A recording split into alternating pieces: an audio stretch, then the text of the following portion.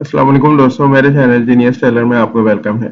इस वीडियो में मैं आपको शर्ट कटिंग मुकम्मल डिटेल के साथ बताऊंगा कि हमने किस तरह बॉडी मेजरमेंट के साथ शर्ट में फिटिंग देनी है, शर्ट के फ्रंट में कितनी लूजिंग होगी, शर्ट की बैक में कितनी लूजिंग होगी।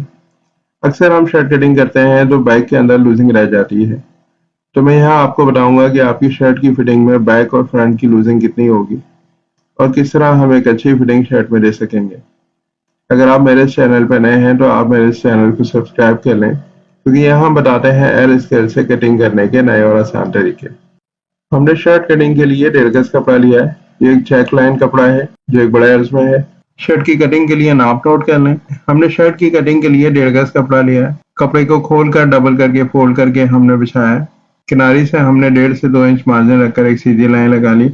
अब इस लाइन से हमने एक 1.25 इंच की लाइन और लगानी है जो हमारे काज बटन का मार्जिन होगा। तमाम मार्किंग हम इसी लाइन से करेंगे। सबसे पहले हम कॉलर की मार्किंग कर लेंगे। कॉलर 16.5 है, इसका छठा हिस्सा बनता है 2.5 इंच। 2.5 स्क्वायर में हमने मार्क लगाया और शेप दे दिया।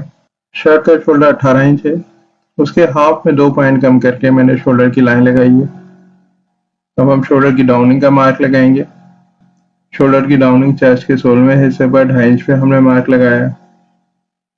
आर्मोल का मार्क हम चौथे हिस्से में आधा इंच कम पे लगाएंगे। 9.5 इंच इसका चौथा हिस्सा बनता है, हमने 9 इंच पे मार्क लगाया। शोल्डर की डाउनिंग की क्रॉस लाइन लगा लें। आर्मोल की डाउनिंग की लाइन लगा लें। अब हम शर्ट की तख्ती का मार्क लगाएंगे जो चेस्ट के चौथे हिस्से में 1 इंच कम पर होगा। 9.5 का 1 इंच बनता है 8.5 इंच। अब यहाँ पर हमने आर्मोल को शेप देना है और इसी शेप लाइन से हमने आर्मोल की गोलाई देनी है। शर्ट की लाइन 28 है, हमने 1 इंच सिलाई मार्जिन रखना है। आधा इंच का मार्जिन हम ऊपर रखेंगे, आधा इंच दामन के लिए, और उसका सेंटर करके 2 इंच प्लस किया है। लाइन का सेंटर बनता है 14, उसमें 2 इंच प्लस किया है तो 216 इंच में मैंने मार्क लगाया।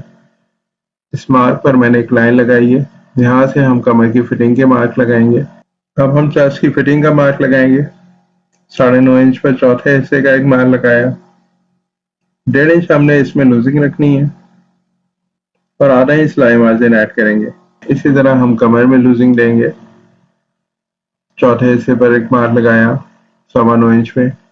1.5 इंच हमने इसमें लूजिंग ऐड की, आधा इंच सिलाई मार्जिन रखा है। इसी तरह हम हिप के चौथे हिस्से पर मार्क लगाएंगे।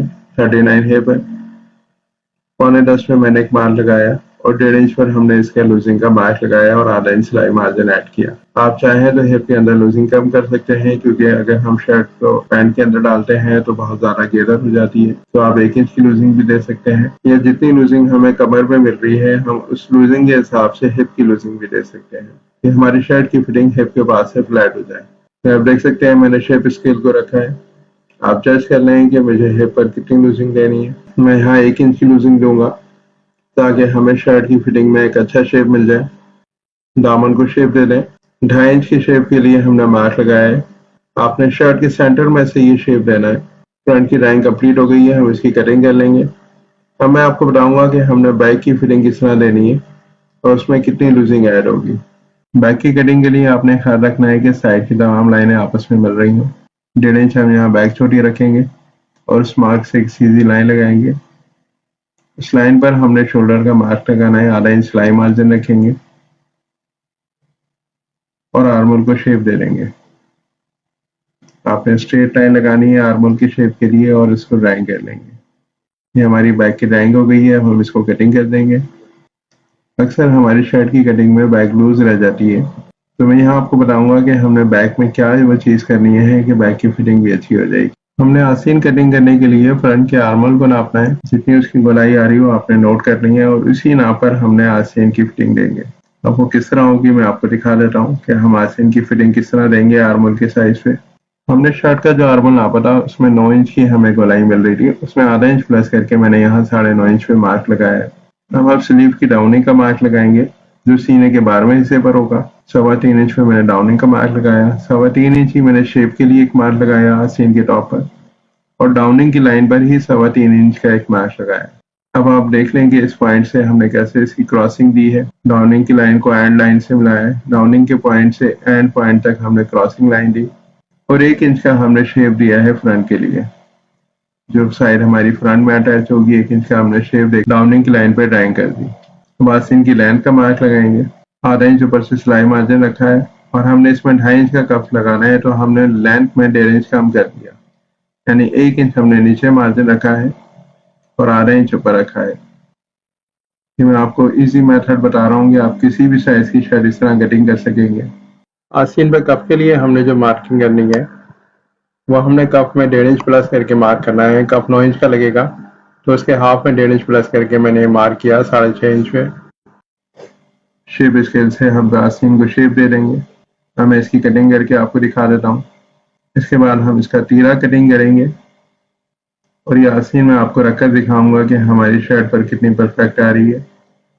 अक्सर हमें आस्तीन में चाक पट्टी के लिए कट लगाने में कंफ्यूजन होता है। तो यहाँ मैं आपको बता रहा हूँ कि स्लीव का चौथे हिस्से पर, यानी हम इस तरह फोल्ड कर लें मार्जिन को निकाल कर, तो वहाँ एक क्रीज ले लें। उस क्रीज पर मैंने एक गुट हटा के, यानी जो मेरा सिलाई मार्जिन है चाक पट्टी का, वो निकाल कर यहाँ चाक पट्टी कटिंग की है। जो 5.5 इंच पर मैंने कट लगाया है, 6.5 इंच की चाक पट्टी हम लगाते हैं। तब हम तीरे की ड्राइंग करेंगे।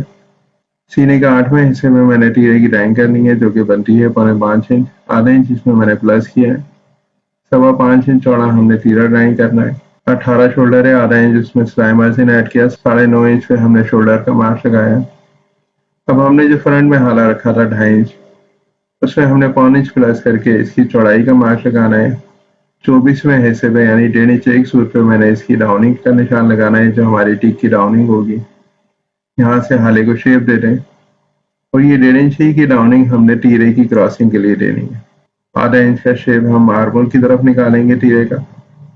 अब तीरे को कटिंग करके मैं आपको रखकर दिखाता हूँ कि ये शर्ट के हिसाब से कितना परफेक्ट आ रहा है।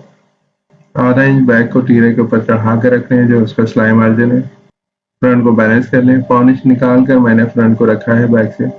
जो हमारा काज बटन की लाइन थी उस पर हमने रखा। अब यहाँ मैंने आधा इंच चढ़ा कर तीरे को कंधी के ऊपर रखा है। जो उसका सिलाई मार्जिन है वो हमने निकाल दिया। और ये देख लें तीरा बिल्कुल बैलेंस है। आर्मोल की तरफ से भी देख लें तो इसकी क्रॉसिंग भी बिल्कुल परफेक्ट है। अब यहाँ मैं आपको स्लीव रखकर दिखा देता हूँ इस पे, कि जो हमने आर्मोल के फ्रंट की गोलाई के हिसाब से कटिंग की थी कि वो किस तरह परफेक्ट है। यहाँ मैं आपको बताऊं कि अक्सर जो बैक के अंदर लूजिंग रह जाती है, जैसे शर्ट की फिटिंग, शर्ट में फ्रंट में 1.5 इंच की लूजिंग दी है, तो बैक में भी 1.5 इंच की लूजिंग आ रही है, उसको हम आधा इंच कम कर देंगे। ये आपको मैं करके दिखा देता हूँ कि हमने फ्रंट से आधा इंच बैक को छोटा किया तो बैक के अंदर 1 इंच की लूजिंग आ गई और फ्रंट में 1.5 इंच की, तो ये ऑलराउंड 2.5 इंच की लूजिंग हो जाएगी। इस तरह हमारी बैक की फिटिंग बिल्कुल परफेक्ट रहेगी। हमारी शर्ट की फिटिंग बैलेंस हो जाएगी कि बैक हमारी लूज नहीं लगेगी फिटिंग में। कि अक्सर जो शर्ट पहनने के बाद बैक लूज रहती है, वो इसमें नहीं होगा कि आपकी बैक लूज नहीं रहेगी। अगर आपको ये वीडियो पसंद आई है तो इस वीडियो को लाइक और शेयर कीजिए और मेरे चैनल को सब्सक्राइब कीजिए, ताकि इस तरह की आने वाली और वीडियो आपको वक्त पर मिलती रहे।